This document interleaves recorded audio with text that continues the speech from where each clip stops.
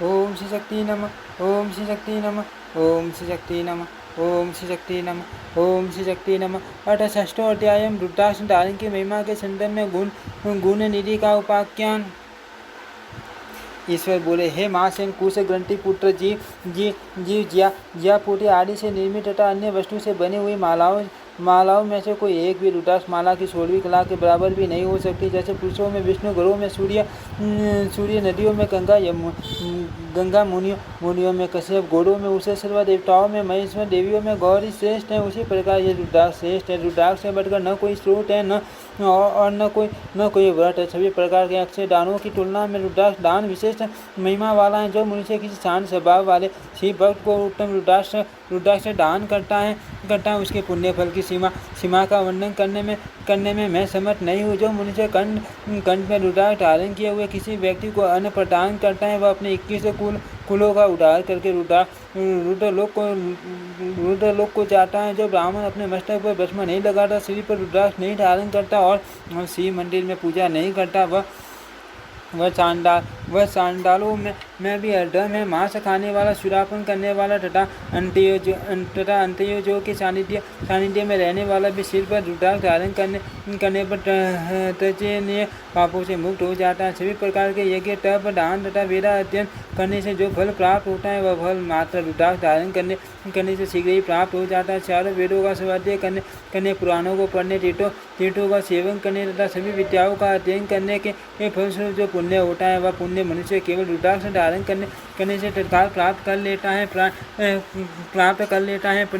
प्रयाण काल में रुद्राक्ष धारण करके यदि कोई मृत्यु को प्राप्त होता है, तो वह रुद्र तत्व को प्राप्त हो जाता है और उसका पुनर्जन्म नहीं होता। यदि मनुष्य कंठ में या दोनों भुजाओं पर रुद्राक्ष धारण किए हुए मर जाता है, तो वह अपनी 21 पीढ़ियों को टाल कर अंत में रुद्र लोक में निवास करता है। जो भस्म तथा रुद्राक्ष धारण करता है, वह महादेव शिव के लोक में पहुंच जाता है। चाहे वह ब्राह्मण हो या चांडाल और गुणवान हो अथवा गुण से रहित हो, पवित्र हो अथवा अपवित्र हो, तथा चाहे वह अभक्ष्य पदार्थों का भक्षण करने वाला ही क्यों न हो, मलेश हो अथवा चांडाल हो या सभी पाठकों से युक्त ये क्यों न हो, वह केवल रुद्राक्ष धारण से ही रुद्र स्वरूप हो जाता है। इसमें संशय नहीं है। सिर पर रुद्राक्ष धारण करने से 1 करोड़ गुना, दोनों कानों में पहनने से 10 करोड़ गुना, गले में धारण करने से 100 करोड़ गुना, मस्तक पर धारण करने से 1000 करोड़ गुना, यज्ञोपवीत में धारण करने से इससे भी 10,000 गुना तथा दोनों भुजाओं पर धारण करने से 1,00,000 करोड़ गुना फल मिलता है।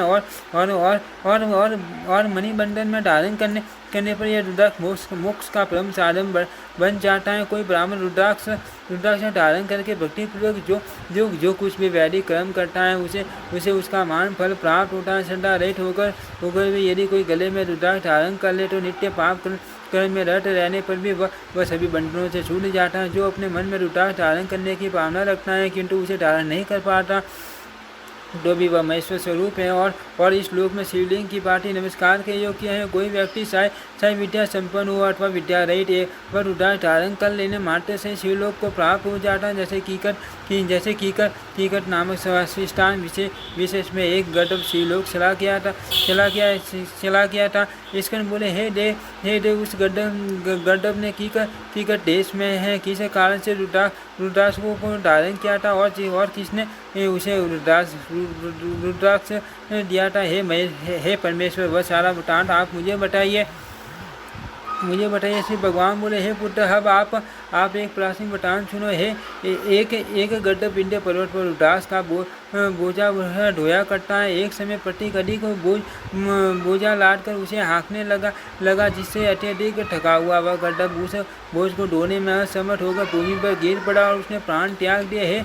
हे महासेन, इसके बाद मेरे अनुग्रह से वह हाथ में त्रिशूल धारण किए हुए तथा 3 नेत्रधारी होकर महेश्वर वह रूप में मेरे पास आ गया। रुद्राक्ष के मुखों की जितनी दुर्लभ संख्या होती है, उतने हजार युगों तक रुद्राक्ष धारण करने वाला शिवलोक में प्रतिष्ठा प्राप्त करता है। अपने शिष्य को ही रुद्राक्ष का महात्म्य बताना चाहिए। जो शिष्य न हो उसे कभी नहीं बताना चाहिए। साथ ही अभक्तों तथा मूर्खों के समक्ष इसे प्रकट नहीं करना चाहिए। चाहे कोई भी भक्ति प्रायण हो अथवा भक्ति रहित हो, निश्चय हो अथवा निश्चय से भी बढ़कर हो, यदि वह रुद्राक्ष धारण कर ले तो सभी पापों से मुक्त हो जाता है। रुद्राक्ष धारण करने से होने वाले पुण्य की तुलना भला भला किसके साथ की जा सकती है। तत्वदर्शी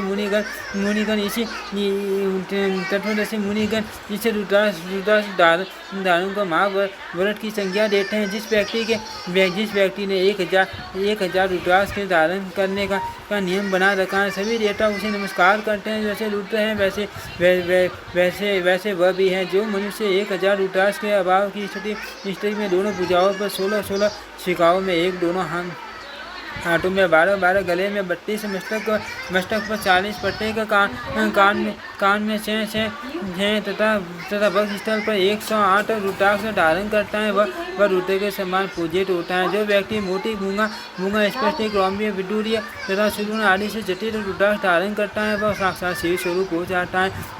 जो आलस्य बस केवल रुद्राक्ष को ही धारण करता है, उस व्यक्ति को पाप उसी तरह स्पष्ट नहीं कर सकते जैसे अहंकार को सूर्य स्पष्ट नहीं कर पाता।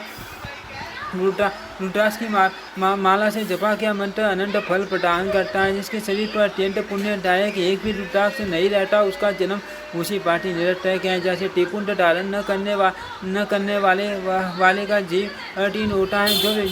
जो अपने मस्तक पर रुद्राक्ष धारण करके शील स्नान करता है, उसे गंगा स्नान करने का फल प्राप्त होता है। इसमें संशय नहीं। 1 मुखी, 5 मुखी, 11 मुखी, 14 मुखी तथा और भी कुछ रुद्राक्षों की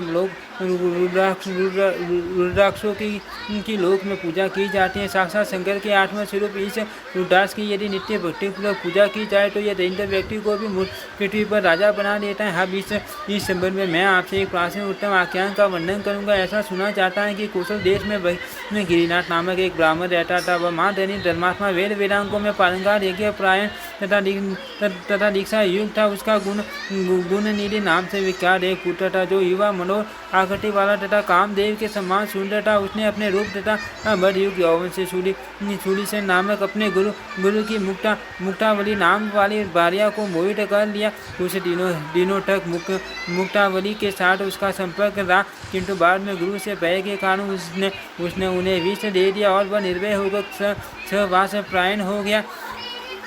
जब उसके माता पिता को इस कर्म के विषय में कुछ ज्ञात हुआ, तब उसने माता पिता को भी उसी क्षण विष देकर मार डाला। तत्पश्चात अनेक प्रकार के भोग विलास में संपूर्ण धन के व्यय हो जाने पर उस दुष्ट ने ब्राह्मणों के घर में चोरी करना आरंभ कर दिया। सुरापान से नियंत्रण मंडूपान रहने के कारण वह जाति से बहिष्कृत कर दिया गया तथा सभी लोगों ने उसे गांव से बाहर निकाल दिया। तब वह वन में विचरण करने लगा।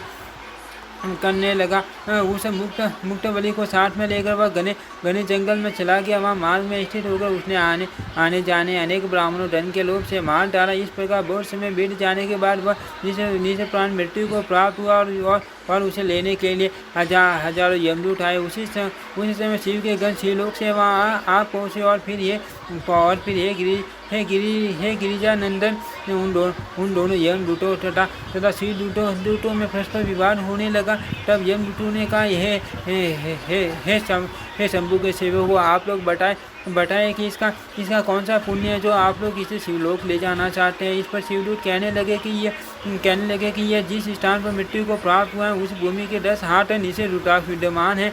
ये हे यमदूतों, उसी रुद्राक्ष के प्रभाव से हम लोग शिव के पास ले जाएंगे। तत्पश्चात वह गुणनिधि नामक ब्राह्मण दिव्य रूप धारण करके विमान पर आरूढ़ होकर शिवदूतों के साथ शिवलोक चला गया। इस श्रीमत मैंने आपसे रुद्राक्ष का यह महात्म्य कह दिया। इस प्रकार मेरे द्वारा संक्षेप में वर्णित यह रुद्राक्ष महात्म्य सभी पापों का नाश करने वाला तथा मान पुण्य फल प्रदान करने वाला है। इति श्रीमद्देवी भागवते महापुराणे अष्टादशशास्त्रं संहितायामेकादश स्कंदे रुद्राक्ष महात्म्ये गुणनिधि मोक्षवर्णन नाम 6ठो अध्याय। ओम श्री शक्ति नमः। ओम श्री शक्ति नमः। ओम श्री शक्ति नमः। ओम श्री शक्ति नमः।